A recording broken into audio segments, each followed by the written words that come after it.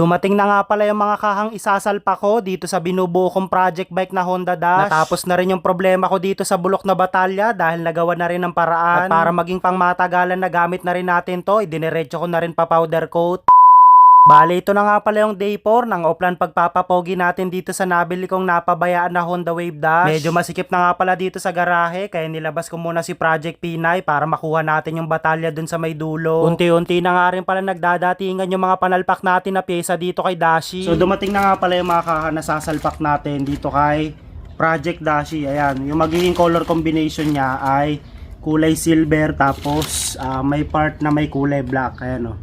So inisa-isa na natin to lahat, kompleto naman para sa susunod na mga video natin, lalo na kapag nagsalpak tayo ng kaha, wala na magiging problema.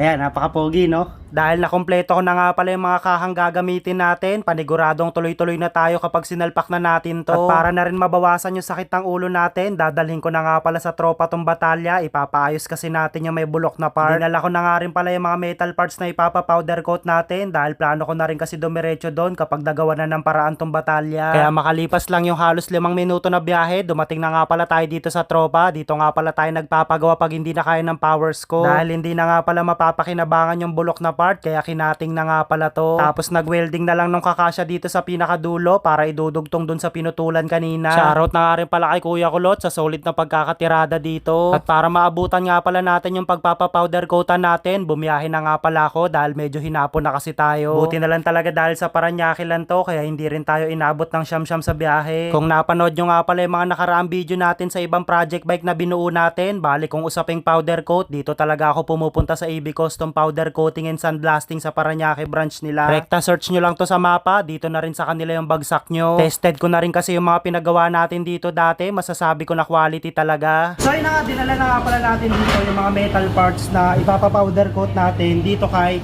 AB Custom Powder Coating and Sandblasting dito sa Paranaque branch nila.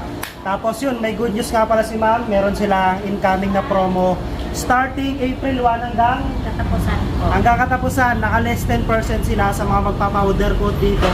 Sa mga magtatanong kung paano kayo makakapunta rito, iniwan ko na sa comment section yung address nila. Pwede nyo i-search directly yan sa Waze para dito na mismo sa shop nila yung bagsak nyo.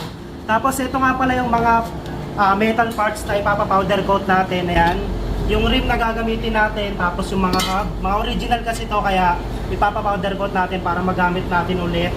Tapos yung batalya na pina-repair natin kanina, yung dating bulok, ayan, nagawa na ng paraan, tsaka yung gas tank, yung tipos, ayan, pati yung putres. So siguro mga ilang araw nila to tatrabahuin, tapos kapag na final na nila, saka tayo babalik dito para maipakita ko rin sa inyo kung anong klaseng kulay yung mangyayari dito, right?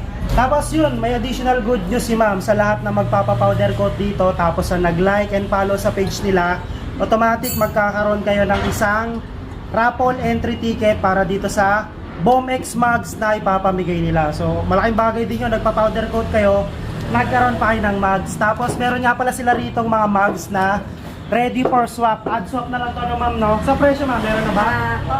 Tapos may pa-promo rin po yan, may less po yan na discount na 10% sa lahat ng gusto makipag-swap na nung issue. So ayun, basa no issue yung mugs nyo, hindi basag or hindi nagewang. Ayan, kasama raw sa mga nakaless ng 10%. Pang Honda Beat to ma'am, no? Opo, Honda Beat, Honda Click, tapos NMAX, tapos P6. P6. So ayun, Honda Beat, NMAX, Click. Ayan, pwede kayo makipag-swap dito. Less 10% off pa. Ganun kabangis, di ba?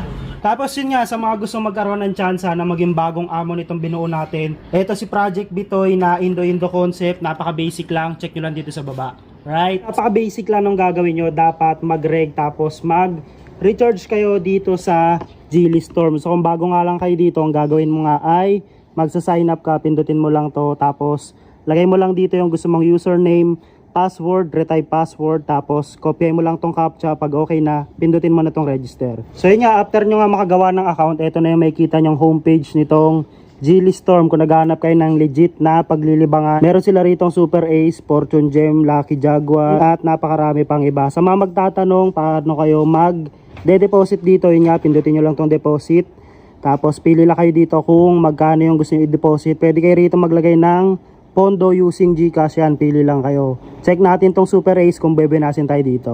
So ito, napaka-basic lang nito. Pipili lang kayo dito kung magkano yung gusto nyong i-bet. So sa ngayon nga pala, meron na tayo ditong 50 kyaw na pondo. Tapos magta-try tayong mag-bet kahit 1 kyaw. Tapos auto spin na lang tayo para mabilisan na. Ayun, 950. So ganyan lang, mag-aantay lang kayo. Tapos ngayon, 2-1 naman. 900 uli. So ganun lang, napaka-basic lang. So lapag nyo lang sa baba yung SS nyo. Tapos lagyan nyo na rin ng pangalan para hindi mag-grab ng iba. Malay nyo kayo na yung maging bagong amo nito ni Project Bitoy this coming April 20. Right?